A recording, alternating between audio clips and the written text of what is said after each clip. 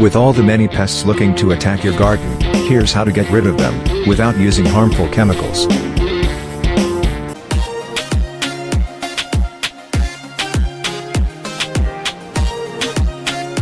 Number 1. Clean up. Remove any debris around your garden, as pests could be living in it. This includes weeds, piles of leaves, dead plants, etc. Number 2. Barriers. In order to protect your plants, you need to stop pests from coming in. To stop squirrels from digging up your plants, place rocks into the soil.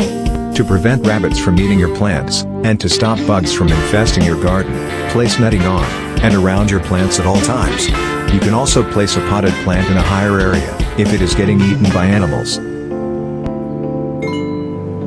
Number 3. Healthy plants. Most bugs usually infest weak or dying plants. To ensure this doesn't happen, your plants must be as healthy as possible. Always make sure to water and fertilize correctly, give the plants enough sun, grow your plants at the right time, and only grow plants that are suitable for your climate. Number 4. Predators. To get rid of pests, attract beneficial insects and animals to the garden. Install bird feeders to eat those unwanted insects, and plant flowers to attract wasps and ladybugs. Other beneficial insects to have in the garden include centipedes, beetles, predatory mites, spiders, and hoverflies. They eat pretty much all the insect pests you might have in your garden.